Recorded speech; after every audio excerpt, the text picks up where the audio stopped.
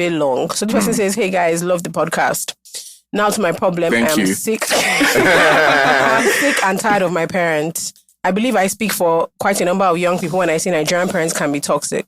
I'm 24 years old, but my parents want to have total control. And I'm the third child out of 4.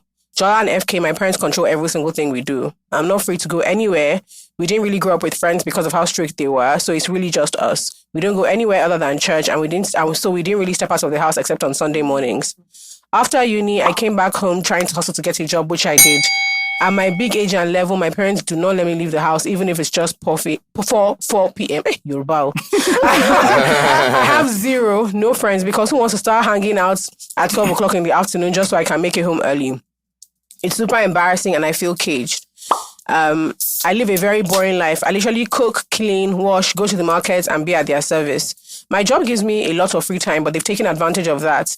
It's so bad that last Christmas, a friend of mine wanted to come pick me up to hang out, and I begged her to come super early, which she tried to, but because of traffic, she got to mine at 5:30. Guys, I had already gotten dressed at 2. If you guys see the way my mother started vibrating, telling me to call my friend to turn back because I'm going nowhere, screaming and shouting that look at the time we're going out. I can't leave the house at 5 p.m. under her roof. Long story short, we got into a heated argument, and that's when my friend met us. I started begging, She started begging my mom to allow me go out, that I'll be back by 7 latest. Imagine the shame. Shame is in capital letters. The stronghold they have on me is the same as they have as the eldest. That one even annoys me because she sucks up to them. She has never spoken up before, and the fool is 28. She's a church goer, and so my parents love that shit. Not a church goer. And they refused this 28-year-old to go. They didn't allow her go for a wedding because it was too far from the house. I wanted to run mad. I know that if I had a sharp sis whose identity, I wouldn't have to battle with my parents so much. Yeah. Now, guys, for the main thing. I'm in a long distance relationship with a super amazing guy. Aww. He lives abroad. A month after we started dating, he came to Nigeria specifically to see me. Come and see struggle. He stayed a couple of months, and I saw him for only a week. Hey. Now he has been gone for about 5 months and wants me to come and see him. Basically, will pay for everything, has begged and begged and begged. I've been shouting God when all my life, and right now it's in front of me, but these people are holding me back. Someone's son is trying to take me to the Maldives, but how will I leave my house? I will suggest This long distance and inability to move is really badly affecting our relationship. Anyway, I've told him to book the flights because I don't care at this point, and I started packing my things. If heaven wants to fall, let it fall. So you don't have a problem now. Exactly. This is a job for the ensemble. I've told them that in case they come back and do not meet me, I've traveled. Of course, they said it can't happen, and it's what they said never with so much authority that's baffling me. I have my own life and I'm my own person. I've tried to have conversations with my dad, but my mom influences him negatively. Guys, pardon me, I'm very upset. They refuse to understand we're grown adults who they can only advise and then back off. Basically, the moral of the story is that she's saving to move out because the toxicity drains her. She hopes she understands, but just really, really frustrated, and we should treat her issue as I just have 2 things. First of all, how important is that roof she's under? No. That's actually how important is the roof? Does it make noise when you rain? Because what is the problem she's having is that roof that she's under. Let her step outside of the roof and see how it is. Number 2, as for this trip, ensemble cast, there's no problem. She said that I saw what I said, is doing a program, internship program in the Maldives. Yeah. We're going for media training, retreat. And you write her a letter. God bless you. Thank you. We've offered this service many times. It will even be notarized. Yeah. It can have a company seal. Yeah. Do you get? We can even write the letter for the visa. We can even write it. We can even write it. That one is not a problem. Any company, don't you have a company? I have a company. Any company you want, I can write you the letter. We have multiple lawyers on this couch. Plenty lawyers going on. That you are doing an internship in Maldives. It is crucial for your career. Any career you are in, don't worry. You're crucial is such a funny word. Do you know something that I've learned, honestly, as somebody who has very strict parents?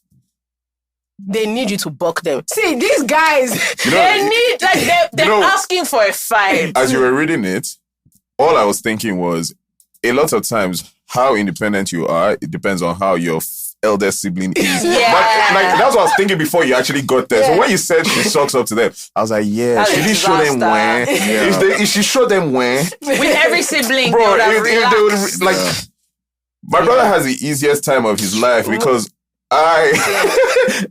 just, my sister was just writing in a group, I'm going to Cambodia for 2 weeks. I'm staying with the family. All of us would just be like, oh, wonderful. I fought for these rights. Yeah. Okay, I walked so she could run. She's flying anyway. That's what's going on. That was, you have to see. That's why I keep saying it's the roof that she's under. It may not even be the old. Say, forget your older sister. That's the real song cost. That's you have to let her go. You let her go. Let me tell you the problem. The older sister does not have Maldives in school. If the older sister had Maldives in school, honestly, what are you talking about? You see, things change. She only has let's go. When abroad has entered, she's not talking about going to Hotbox. Okay? This is not about going to Hotbox nightclub. This is about leaving the country. Sis, I say I will pick you. What are you talking about? I will pick you. No, you have to buck with parents. I remember one, like, because I was the one who used to play by the rules. So my brothers are legit nuts. Not in a bad way, but Bolo and Jory they don't do a lot of negotiating. They just do what they want to do. So like my dad had been yarning, don't do this, don't do that. The first time Bolo and Jory went out, came home at 3:30 and called my father to open the gate. Like, it was so wild to me. Like, they did not even start with, 7 o'clock. This guy went for a concert. Came home at 3 a.m. I was at home. Maid was at home. My mom still was at home. They called my dad. That's a big dog. That's a power move. They're trying to say, the next morning, I was too sure it was going to be WWE in that house. What did I hear? My father finished praying. I said, we care about your safety. I said, And I said, it's important that if you are going somewhere, let's know what's going on. Let's know where you are. You say, the concert I'm at is like, you'll finish 3 a.m. I said, well, we're coming back to VGC at this time. When you get to it, so that, if we need to, if Jola needs to stay up.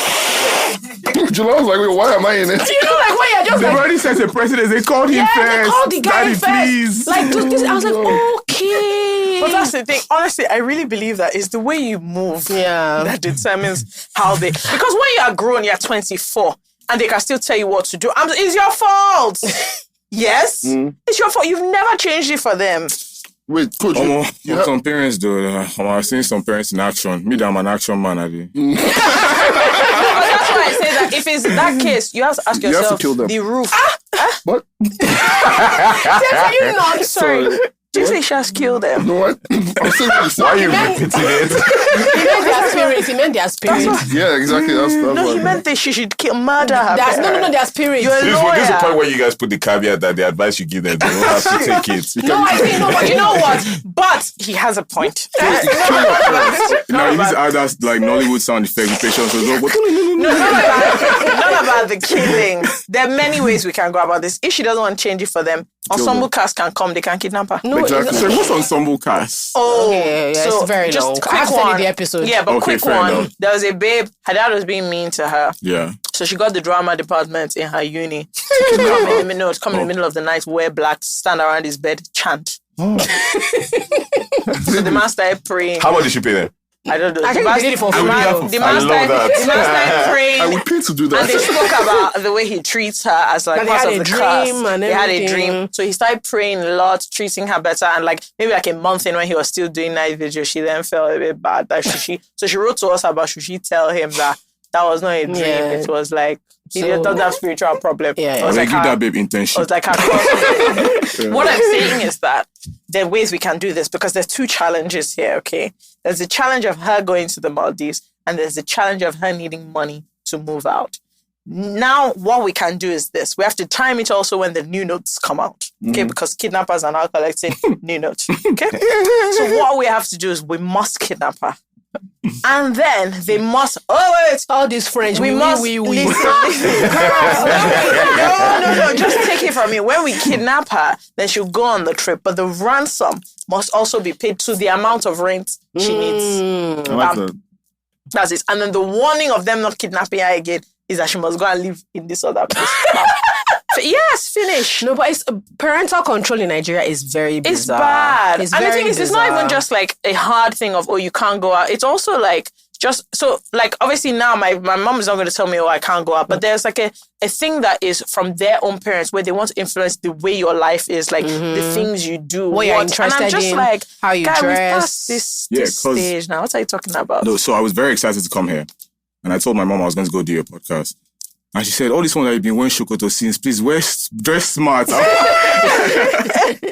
my mom hates my shorts. So that's why when you were talking about his shorts, I was like, yo, do you be hating on niggas that wear shorts? I be wearing shorts, man. No, they just think it's like their right to influence your life. And I remember having an argument with my mom, and I was like, why did you guys get this level of entitlement from? Because I remember asking my grandma once. My grandma was like, well, because I didn't go to university, your mom got into university at 16. I just genuinely thought that this one knows what she's doing. They just trusted that Kemi knows what she's doing. So my mom would just say, I'm going to. My grandma would say, hey, oh, school. Like, she just, like, let her do what she wants to. Like, they just trusted in their capacity and their ability so much.